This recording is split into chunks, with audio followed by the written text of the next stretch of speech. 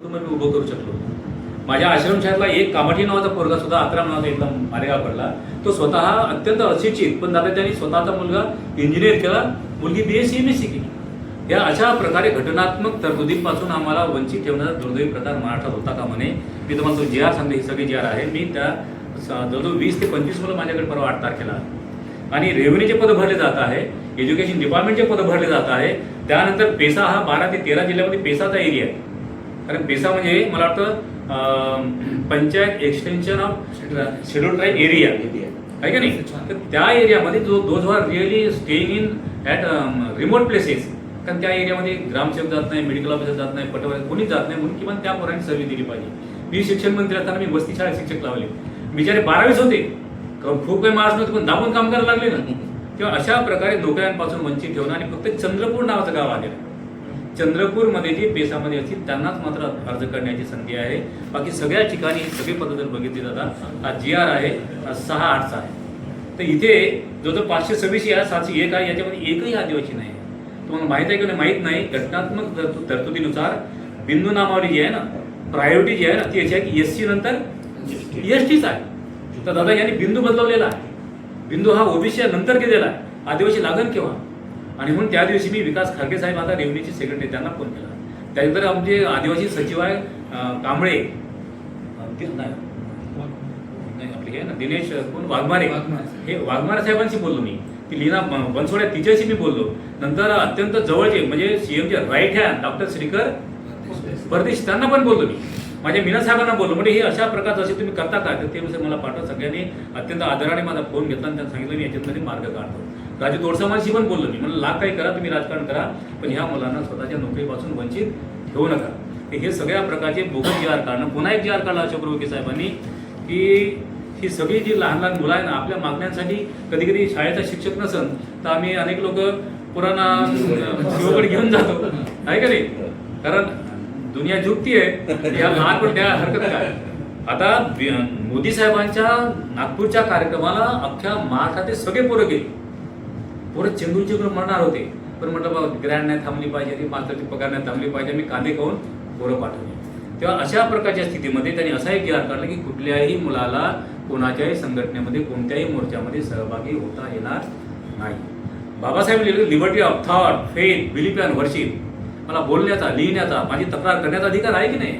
आणि म्हणून माझ्या शाळेमध्ये समजा मागच्या वेळेस माझ्या शाळेत एक मुलगी सगळ्या उपचार केले, पण तरी ते दगावले. सगळ्या लोकांनी मोर्चे काढले, पेपरमध्ये बातमी आली. मी कुठल्याही पत्रकाराला फोन नाही केला, कारण चुकीचं. मी तर हे विनंती केली की अशोकराव उईकेने माझ्या शाळेत आलं पाहिजे. ही शाळा माझी नाही आहे, ही कोणाची आहे, आदिवासी विकास विभागाची आहे.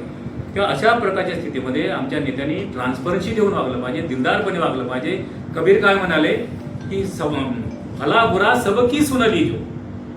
माणूस मोठा झाल्यावर त्याने काय केलं पाहिजे की भला बुरा सबकी सुन लीजो, कर गुजरा न गरीबी में, मन लागो मेर यार फकीरी में. पण आमची फकीरीवर आमचं लक्ष नाही. आता 81 कामं त्यांनी रद्द केले, कारण भेटीगाठी झाल्या नाही. कारण अभिनय तो कमी नाही, हे होता कामा नाही. 250 हजार रुपयावर त्या म्हणजे या मोबाईलवर मी जर पैसे वसूल करत असेल तर ही बाब चांगली नाही. माझी पुन्हा विनंती आहे की आता पुन्हा माझी दुसरा माझा विचार आहे की आमची जमीन चोरली जात आहे.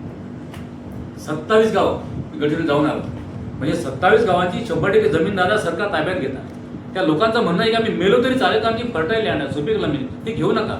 जशी 40 हेक्टर जमीन तुम्ही फॉरेस्टची घेतली ना एअरपोर्टसाठी, तशी पुन्हा घ्या, पण आमची मात्र जमीन घेऊ नये. तरी मात्र ऐकत नाही सरकार. त्याच्यानंतर 5 एकर 5 गावाची जमीन एअरपोर्टमध्ये जात आहे, ती मात्र करत नाही. आता आमची जमीन चोरी जात, याने त्यांनी चोरलं तर मी समजू शकेन, पण माननीय अशोकराव उईकेंनी गुरबा कवेची, देवधरीची 25 एकर जमीन चोरली. हे तुम्हाला माहित आहे की नाही. 25 एकर जमीन नॅशनल हायवे सेवांना लागून असलेली देवधरी जवळची जमीन आपल्या स्वतःच्या सुतगिरीसाठी घेतली. मी याच्यासाठी चुपचाप राहा, सुतगिरणी होत आहे, मला जे जमलं नाही, अनेकांचा घेऊन वेगवेगळा असतो, पण इंडस्ट्री सुरू होईल, मी चुपचाप राहिलो. जेव्हा 1 वर्षानंतर लक्षात आलं की ती जमीन हडप केली आहे. 1935ला असलेली देशमुखाची जमीन त्याच्या नावावर दाखवली आणि त्याच्याकडून खरेदी केली. दुसऱ्या दिवशी फेरफार आहे, जवळ 8 ते 10 दिवस फेरफार लागतात, ऑब्जेक्ट नोंदवावं लागतात. माझं विनंती त्यांना ही होती, तुम्ही जमीन ही घ्यायची तर सुतगिरणी करा. म्हणून देवेंद्र फडणवीस जाणीवपूर्वक सुतगिरणीच्या भूमिपूजनाला आले नाही, कारण टायटल क्लिअर पाहिजे ना. गुन्हा दाखल होईल तर तो सगळ्यांवरती होईल. त्या जमिनी चोरी जात आहे. माझं सगळ्यात मोठं नुकसान करणारी यंत्रणा जी आहे, बिंदू नामावलीच बदलवली. मी सामान्य सेक्रेटरी, सामान्य जनरल प्रशासनचे, त्यांना मी बोललो, आमच्या चीफ सेक्रेटरीला बोललो, आदिवासी सचिवांना बोललो, झिरवळ साहेब डेप्टी स्पीकर होते त्यांनी मला थांबून घेतलं. त्या 35 सचिवांशी मी जेव्हा बोललो तेव्हा म्हटलं हा बदल कसा केला, नाही किंवा तरी बदल झाला. हा बिंदू नामावली बदलण्याचा प्रकार केव्हा होऊ शकतो, जर घटनात्मक जर बदल झाला असेल, कॉन्स्टिट्युशनल अमेंडमेंट जर झाली असेल तरच बिंदू बदलू शकतो. कारण SC आणि STचे हे घटनात्मक आरक्षण आहे, तेही न करता याने संपूर्ण हा बदल केला. माझी विनंती तुम्हाला हे बंधू, कुठल्याही प्रकारे आदिवासींच्या विषयीचा निर्णय घ्यायचा असेल तर घटनात्मक दृष्ट्या एक समिती निर्माण झाली आहे. त्या समितीचं नाव आहे ट्रायबल ॲडवायझरी कमिटी, आदिवासी जनजाती सल्लागार समिती आहे. त्या समितीचे चेअरमन आहे माननीय देवेंद्र फडणवीस, मुख्यमंत्री असतो. आजी माझी आमदार सगळे त्याचे सचिव असतात, सदस्य असतात आणि 2 महिन्यापूर्वीची नोटीस काढून कोणाची किती शेअर्स प्रॉब्लेम आहे ते लेखी कळवायचे असतात, त्याचे समर्पक उत्तर डिपार्टमेंटने द्यायचे असतात. अशा प्रकारे असताना सुद्धा बिंदू नामावली संदर्भात TACची ते मिटिंग लावत नाही, लावतात एका तासामध्ये लावून टाकतात. एकही BJPचा आमदार सुद्धा बोलत नाही, काही मोजके लोक बोलतात, त्याचा हिशेब झाल्याशिवाय राहत नाही. तेव्हा अशा प्रकारची दडपशाही हुकुमशाही बिलकुल असता कामा नये, यासाठी मी आपल्याला विनंती करणार आहे. त्यानंतर निवेदन घेण्यासाठी तुम्ही का टाकता. नंतर दुसरी गोष्ट ही आहे की पेसामध्ये ग्रामसभा ही सर्वश्रेष्ठ आहे. ग्रामसभेने ठरवावं, चर्चा करावी आणि नंतर मात्र छोटे मोठे पद सुद्धा त्यांनी नेमायचे आहे. पेसाला बिलकुल विश्वासात घेत नाही. पुन्हा फॉरेस्ट रिझर्वेशन ऍक्ट आहे की ज्याला मी स्टडी केलेला आहे, त्यासाठी सुद्धा ते काही सार्वजनिक जमीन असते, काही खाजगी जमीन असते. सगळ्या प्रकारच्या जमीन असताना सुद्धा हजारो प्रकरणं फॉरेस्ट ऍक्टचे सरकारकडे प्रलंबित आहे. त्याच्यामध्ये 4-5 डिपार्टमेंटचा सहभाग आहे. एका फॉरेस्ट डिपार्टमेंट आहे, दुसरं रेव्हेन्यू डिपार्टमेंट आहे, दुसरं ग्रामविकास डिपार्टमेंट आहे आणि चौथा आमचा आदिवासी विकास खाता आहे. कोणीच दखल घेत नाही. आम्ही सुप्रीम कोर्टाचे, हायकोर्टाचे रिटायर्ड जजच्यासाठी आम्ही मिटिंग घेतो, त्या सगळ्यांना लोकांना बोलावतो. सरळ सांगतात की तुमचे दावे आमच्याकडे आलेच नाही. सगळ्यात मागासले पण आमच्या आदिवासींचं कोणतं असेल ना तर मला दिलेला हा कागद उद्या माझ्या हातात दिसतच नाही. कागदपत्रामध्ये सगळ्यात बॅकवर्ड कोणीच आमचा आदिवासी माणूस आहे. तेव्हा अशा प्रकारे वर्षानुवर्षाची असलेली प्रकरणं हे प्रलंबित ठेवतात. हा आदिवासी हताश झालेला आहे, पण तो हिंमत हारलेला नाही. ज्या 12,000 काही लोकांच्या ठिकाणी हे बोगस लोक होते ना, 2000 म्हणजे 16 जुलै 2026 चा एक सुप्रीम कोर्टाचा निर्णय आहे की ज्यांनी बोगस प्रमाणपत्र घेऊन नोकरीमध्ये आले ते बोगसच आहे. They should be terminated. पण सरकार त्यांना टर्मिनेट करत नाही.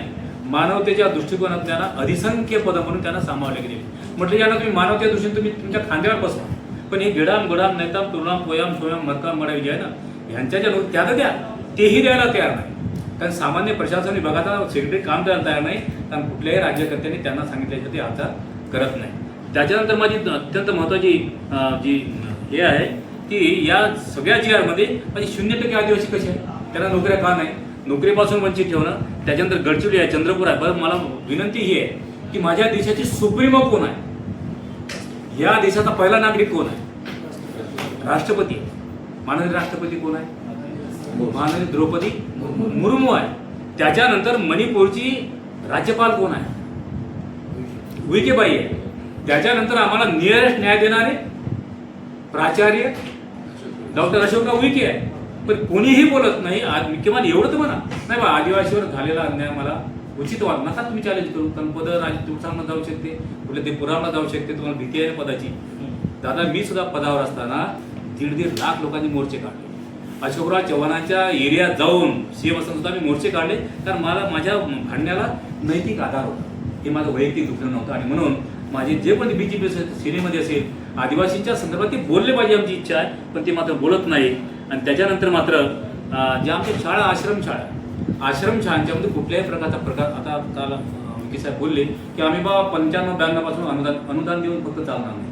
अनुदान जरी दिलं असेल तर वसंत पुरकेची शाळेची लॅबोरेटरी कशी आहे, लायब्ररी कशी आहे, ग्राउंड कसं आहे, शाळा कशी आहे, टीचर कसं आहे, टीचिंग कसं आहे, सुपरविजन कसं आहे, ऑब्झर्वेशन कसं आहे, इन्स्पेक्शन कसं आहे, रिझल्ट कसा आहे, हे विचारलं पाहिजे ना. म्हणून माझी या तुमच्या माध्यमातून विनंती ही अशोकराव विकेंना की आदिवासीच्या 1,500 शाळा जास्त आहे, खाजगी आहे आणि शासकीय आहे. याच्यासाठी एक एज्युकेशन ऑफिसच्या दर्जाचा एक माणूस पाहिजे की नाही पाहिजे, अकॅडमिक करिअर तपासणारा माणूस पाहिजे. पैसा कमी नाही दादा. म्हणजे मी तर कधी कधी म्हणतो 95 सालापासून अभ्यास जेव्हा केला ना 25 ते 30 हजार करोड रुपये कोणाकडे आहे, सरकारकडे आहे. आता आकडा मात्र तुम्ही गुट करायला हरकत नाही. 95 पासून मी सुद्धा असताना स्वतः भांडत होतो मी, अरे नियत वेळ चांगला आहे, तरतूद पण चांगली आहे, पण खर्च मात्र होत नाही. आणि हे सगळे IAS ऑफिसर आहे ना आर्थिक बाबींमध्ये स्वतः लक्ष खूप घालत नाही. त्याचं कारण हे आहे की नुकतंच पहिलं पद कोणतं आहे त्यांचं, प्रोजेक्ट ऑफिसरचं. आणि तो आहेच आहे. त्याचं करिअर खराब होईल म्हणून तो खर्च करत नाही. पण या ठिकाणी माझ्या काळामध्ये सारंग कोडवळकर नावाचा मी ऑफिसर आला होता. तो दाबून काम केलं की नाही का सांगा.